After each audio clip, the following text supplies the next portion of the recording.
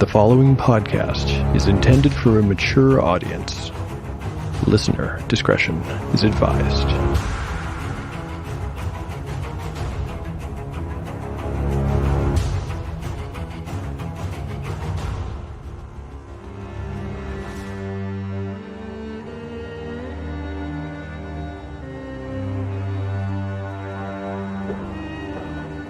Welcome back to Tale of the Manticore. Like the creature from which it takes its name, Tale of the Manticore is a mashup, a crossbreeding between two different species of storytelling. Here you will find the unpredictability of old-school paper and dice games with the storycraft of a dark fantasy novel. No character is sacred, and no character will be spared if the dice decide their fate is at hand. The dice determine all. According to lore, the tale of a manticore is barbed with cruel iron spikes.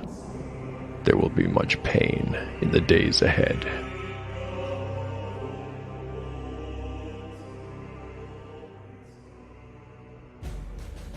Last time on Tale of the Manticore. Episode 47 begins with the companions closing in on their destination. They are back in the Casmirioth, and the Eye in the Fire, somewhere at the base of the Cloud Spur, is less than 2 days' journey away. In order to move quickly, risks must be taken. One of these is the crossing of the Scundivar, the Bridge of the Wind. This is an ancient dwarven contrivance, a long bridge made entirely of chains. For dwarves, its use involves a little risk. For humans, a little more. In the end, the entire party crosses safely, but both Harl and Eredine go for a harrowing ride as the wind lifts and tosses the structure, and themselves along with it, over the dizzying chasm below. Next, we catch up with Sov Maramon's activities over the past few weeks. He is set to reach Blacknail's vault, if it is there to be found, at roughly the same time as the party, but the Dark Cleric is not even aware that he is in a contest to reach the secret place first. Finally, we rejoin the companions during their last day of travel. Using Grumblebelly's maps, Raydell is able to locate the Fire River, but the river is not the only thing he finds. On the bank, he discovers a huge footprint. It serves as a physical reminder that, as Grumblebelly put it, we are in giant country now.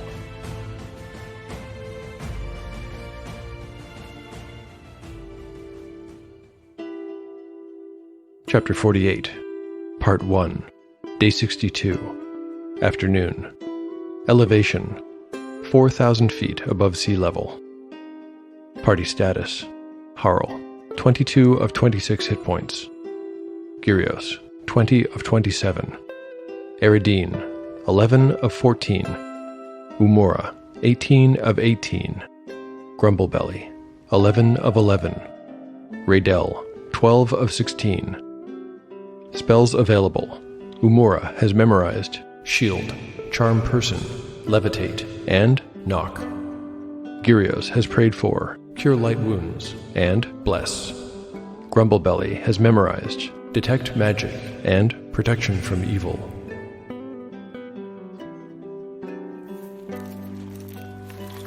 The dwarves called it the Brannamirioth, the Fire River, but as the party followed its western bank, it seemed like nothing more than a stream, and not the most lovely stream at that. The waters were brown, cloudy, and smelled slightly of sulfur. At Grumblebelly's suggestion, when the group came to a good place to do so, they crossed to the eastern side. The artificer explained that Blacknail and his son Grithwhip would have approached from this side, so they would be wise to do the same. Foremost on everyone's mind was the giant footprint Raydell had pointed out in the morning. Weapons were in hand for the duration of their march, but as the hours went by, they saw no threats. They heard nothing but the babble and flow of the river. Eventually, the Brannamirioth grew wider and deeper, and they were glad to have crossed it while it had been easy to do so. Trying now would be quite a task. The river was starting to look like a river, 30 feet across and 10 or 15 feet deep. Harl was beginning to wonder how he would cross with his armor. If the Eye in the Fire was really an island in the river, he would have to get to it somehow. Neither he nor Grumblebelly could swim, either. A few more hours passed, and they continued along the eastern bank, still with no signs of giants or any other dangers. The gargantuan column of the cloud spur blotted out the sky to the north. The other mountains, arranged around it, looked like children at their mother's apron. After a time, Raydell pointed ahead. In the distance was a large pale dome of rock. The river split and bent around it, rejoining on the other side. An island in the river. The eye in the fire. By the time they reached it, the river was at least 50 feet across and probably 25 deep. Getting across may be a problem, admitted Harl. Grumblebelly nodded in worried agreement. Let's rest here, continued Harl. Raydell can scout ahead and find the easiest place for a crossing. Don't worry, Grumblebelly. We'll find a way. We have to find a way.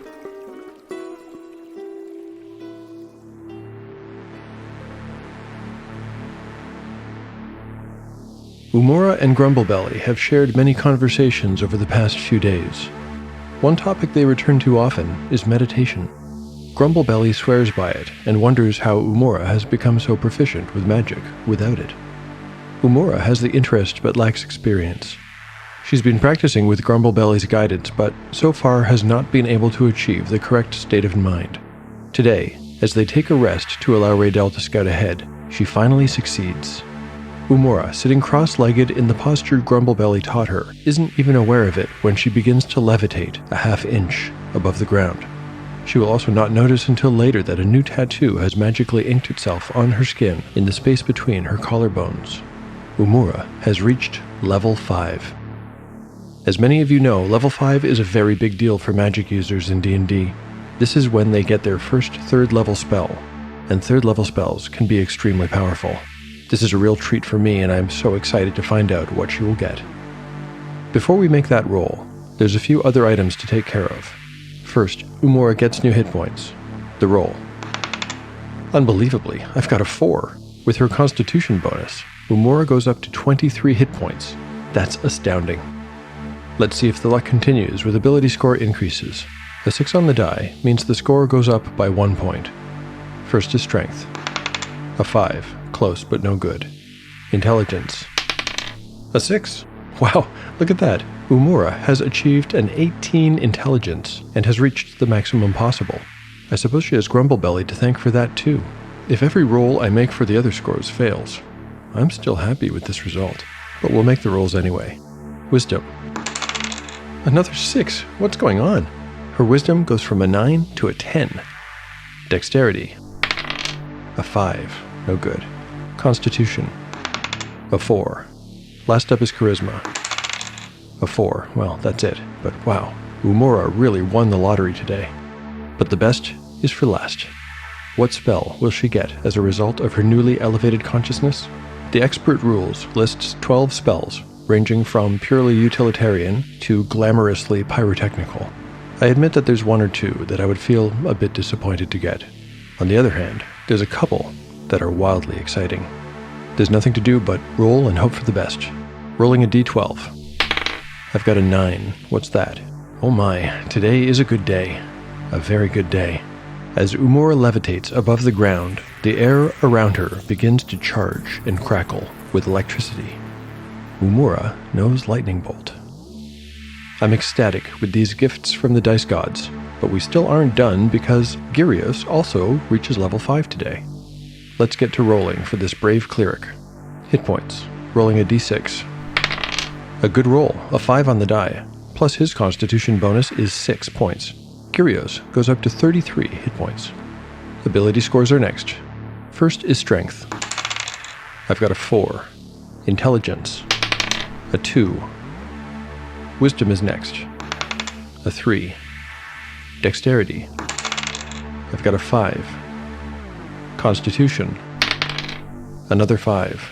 Charisma, and our last chance for an increase. Yet another 5. Considering how well things went for Umura, I'm not even a little disappointed by those rolls. Plus, the hit point increase is very good. Spells-wise, Gyrios will get to hold 2 spells of each 1st and 2nd level, so that's an additional 2nd level spell slot from what he had before. Although any of the 8 available choices might be good ones, since Gyrios has already prayed today, he will not receive a second level spell until he does so again.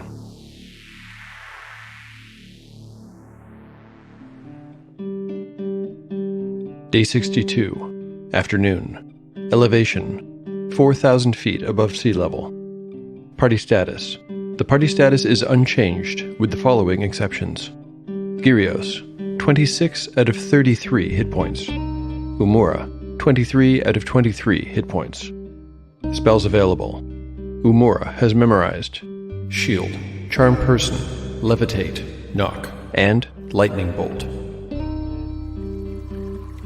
Today is the solstice, and I feel at one with Mazagar once again. The cleric's voice startled Umura from her trance, and she fell an imperceptible distance to the ground with an undignified thump. She shook her head, momentarily disoriented, and then gently touched a finger to her throat. A broad smile then spread across her face as realization dawned on her. Without hesitation, she pulled her spellbook from her pack and began scribbling furiously. Gyrios, unaware of her revelation, continued to announce his own. My friends, I feel once again that righteousness will prevail. Just then, Raydell strode back into view and approached the camp. Harl saw the look in his eyes. You have found something, he guessed. Raydell nodded. Something good or ill? Asked Harl, getting up. Raydell just smiled and cocked his head, motioning for them to follow. He took them to the spot where the distance between their side of the river and the eye was the narrowest. This will not be an easy crossing, said Harl, scrunching up his face and scratching his temple. The far bank looks to be perhaps 50 feet away. Look again, dwarf, said the ranger with another smile. Raydell unshouldered his longbow and dipped an end into the flowing brown rivers before them. At a depth of about 5 inches, it struck something solid and then scraped along a flat surface. Harl squinted and then looked at the river more closely. He laughed as he noticed that the river was perforated with dimples between their position and the far bank. Oh, pillars, hidden just under the water's surface, he marveled aloud. An underwater stepping stone bridge of sorts, agreed Raydell, nodding. How was this constructed? How would one even begin to build something like this? Asked Gyrios.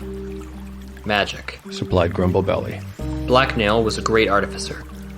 And I hope you all realize what this means. It means the vault is here, said Umura. It does indeed, Umura. It does indeed. Raydell stepped onto the first pillar and, using his longbow to probe the water before him, found the next, and stepped onto that one. Then he found the next, and so on, while the entire party, in a daisy chain, stepped easily across the Fire River from pillar to pillar. Had anyone been watching, they would have seemed to simply walk across the moving surface of the river itself. The eye, they saw, when they had all completed the crossing, was like an alien moonscape. Its surface was all of smooth pale stone, furrowed with gullies and crevices that dipped away out of sight and down into shadow. There was no debris on the eye, no silt, dirt, or dust, and so Raydell was at a loss to tell if anyone had arrived before them. With no indication of where they should look for the vault itself, the party made their way roughly towards the eye's center. Here they found a large, smooth, and asymmetrical natural passage in the stone that wound down into a shaded pocket. There wasn't enough room for all of them to enter, but Harl and Grumblebelly, who were in the lead, were both able to fit.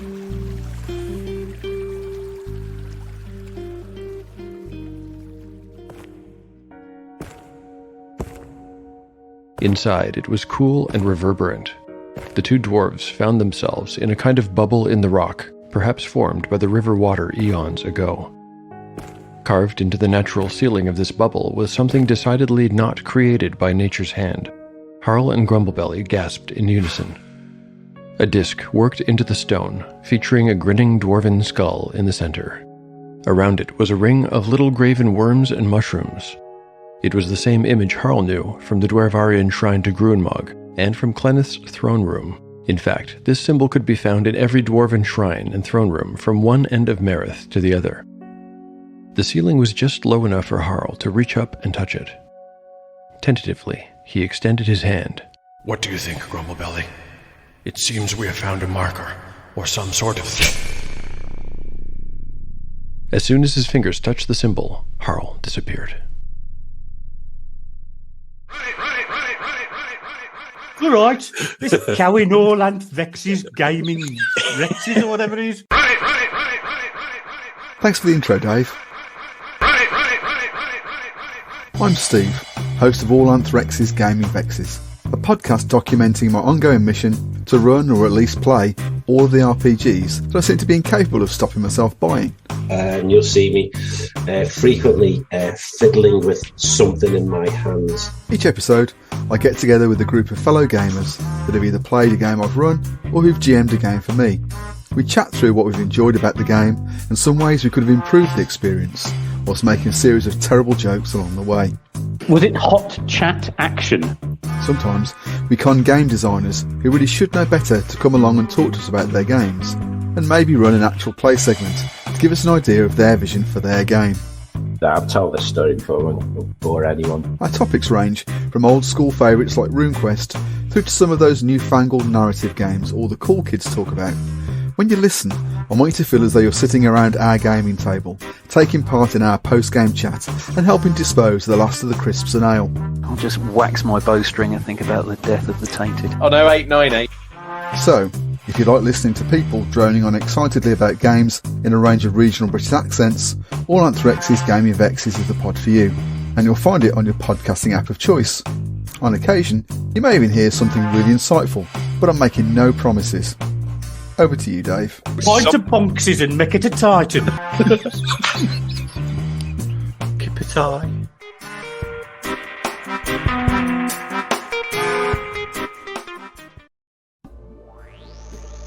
Chapter 48, Part 2.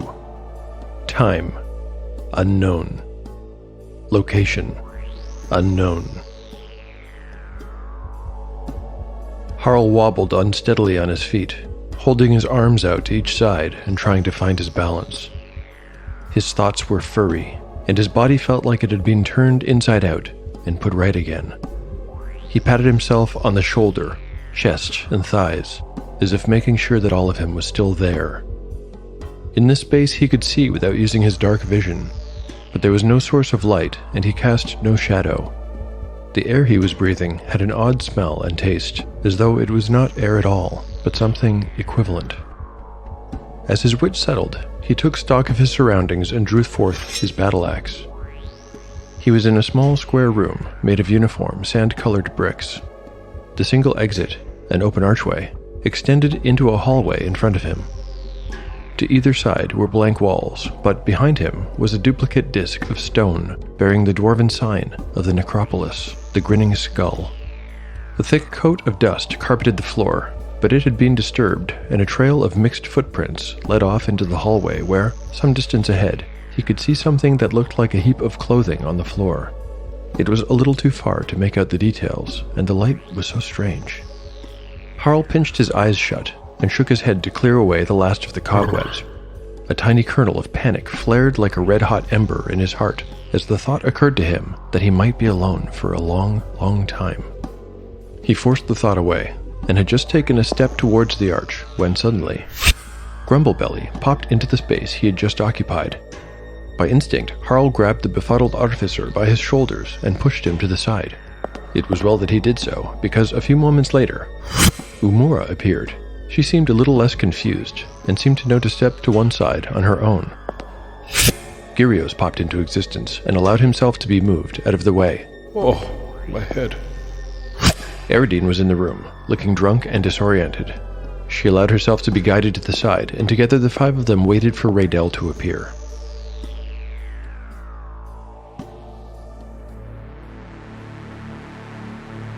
It is not a given that Raydell will join the group. From his perspective, he has just witnessed 5 people touch a stone skull and vanish. He may or may not be willing to risk his life, for so it would certainly seem to him, to follow. So, what would he do? Retainers do not roll morale into the end of a mission, but Raydell is at the end of his mission, arguably. He promised Ringlock that he would bring them all safely to the Eye in the Fire and back. However, the sudden disappearance of his entire party might be said to override the second part of that promise. It really comes down to a question of loyalty and a leap of faith. Harl's high charisma would certainly affect Raydel's decision, but the ranger has already had one brush with death recently, and his duties do not include exploring dangerous vaults and touching magical skulls. I'm going to make a straight roll, with no bonuses or penalties, to see what Raydel does here. I'll roll a reaction check on 2d6. On a very low roll, a 2 to a 4, he'll consider his mission complete, and after waiting an hour, will return to Thangar on his own. A score of 5 to 8 will indicate a decision to stay outside the portal for a full 24 hours before assuming the worst and turning back. A high roll of 9 to 12 will show that Raydel feels more for this group than the simple duty of an employee. He will take the risk and touch the stone. Here's the roll. Okay, so that's what happens.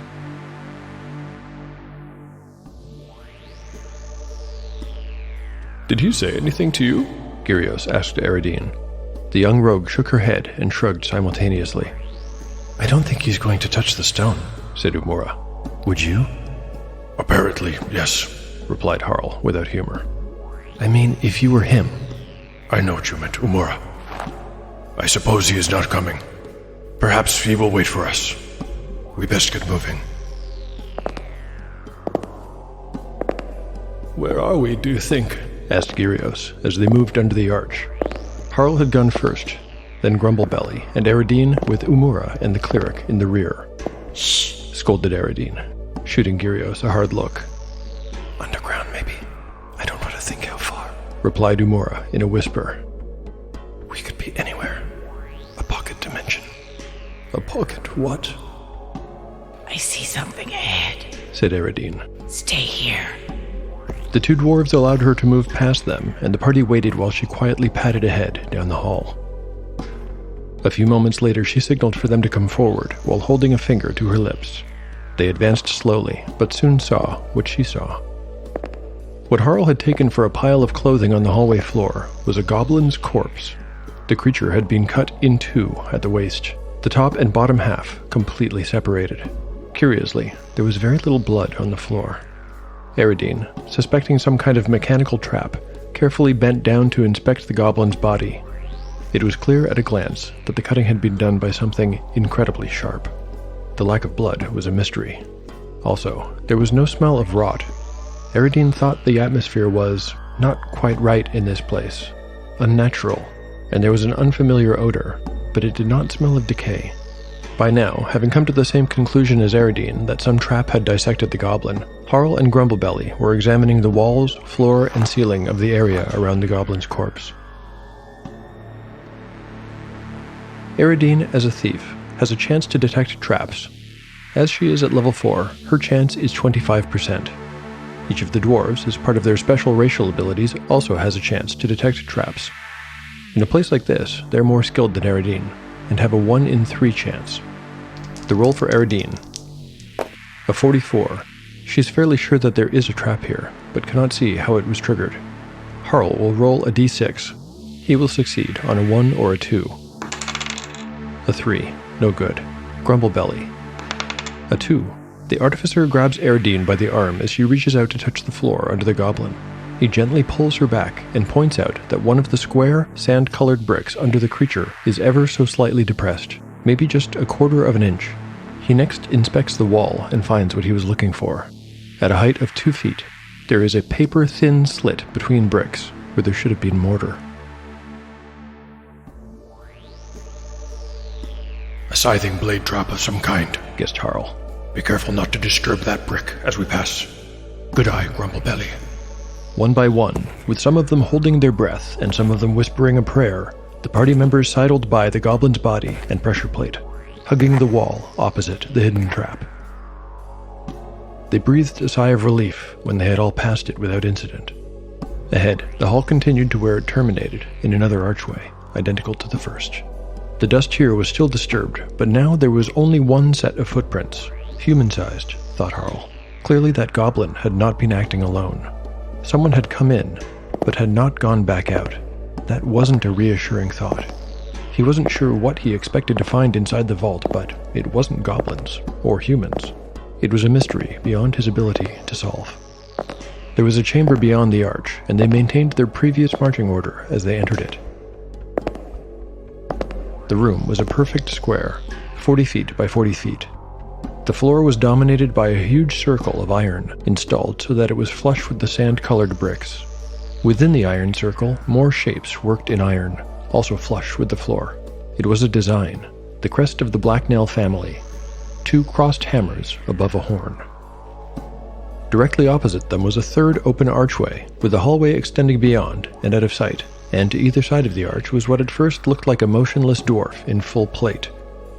Quickly they discerned that these were not dwarves at all, but statues. In fact, they were almost identical to the ones in Clenneth's throne room in Dwervar. From comb to greaves, they were made completely of iron. No faces could be seen beneath the visors of their great helms, only grim darkness. Each gripped a fearsome warhammer, 2-handed. Even motionless, they made Gyrios uneasy.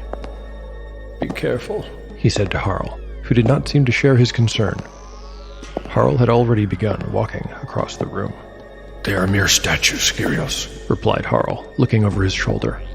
He pointed with his battle axe. "Look, the footprints in the dust lead straight between them and into the hallway beyond, and the dust around the statues has not been disturbed." Harl took another few steps toward the far archway. "I agree, they do look like Gaxarn." He took another step. He was almost at the iron Blacknail crest in the floor. "But even if they were, Guardians would never harm a dwarf." Harl stepped into the iron circle. As one, the armored dwarves came to life. Behind their visors was now a blood-red glow. With the metallic groaning, they lumbered straight towards Harl, lifting their warhammers. "What? How can this be?" Harl took a step back, off the iron ring of the Blacknail crest. The Gaxarn Guardians, living statues of pure iron, did not stop.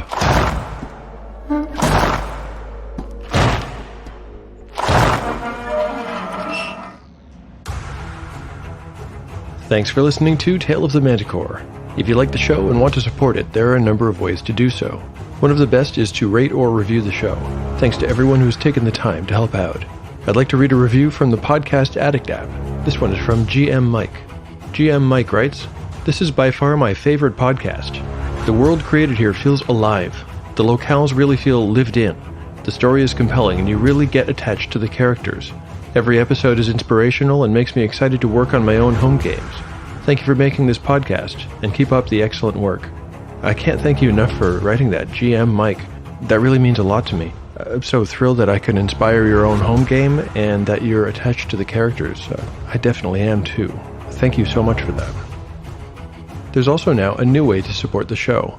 I've just released a rules ultralight RPG called One Shot in the Dark. You can buy it on Drive-Thru RPG for the price of a cup of coffee. Although One Shot in the Dark is not related to Tale of the Manticore, all proceeds from the sale of the game will go towards maintaining and improving the show. Returning in this chapter, in their roles as Grumblebelly and Raydell, are James Schrahl from the wonderful solo play podcast Subclass Act, and Bruno of the Chronicles of the Crimson Hound YouTube channel. Thanks to James and Bruno for their great work. For those listeners who enjoy extras like maps, character sheets, artwork, and the occasional random musing, you can visit taleofthemanticore.blogspot.com. You can also contact me on Twitter using the handle @ManticoreTale or on Instagram @Tale of the Manticore Podcast. If you have comments or questions about the show, please send them to me via my Gmail account. That's taleofthemanticore@gmail.com. I'm collecting questions to potentially use in a future mailbag episode. If you have a question but want to remain anonymous, that's totally okay. Just let me know your preference in the email. The story will continue on the next episode of Tale of the Manticore, the story where chaos rolls.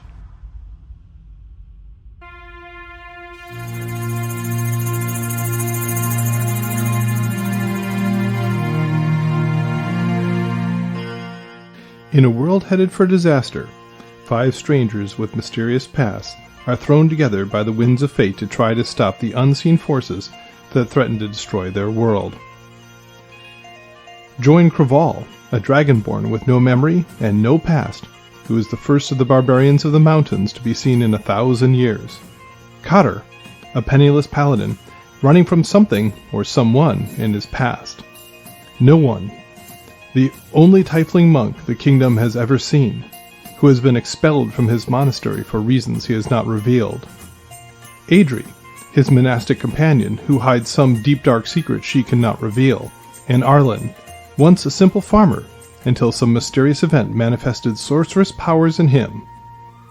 They must travel the length and breadth of the kingdom of Faroe, searching for the disparate clues that will help them unravel the mystery of the failing of their land, while trying to hold together the unraveling threads of society's weave, threatening to come apart at any moment.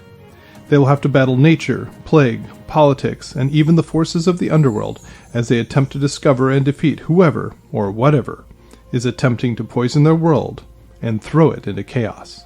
Relic of the Past is a novel-length story told via a clean, custom, 5th edition Dungeons & Dragons game.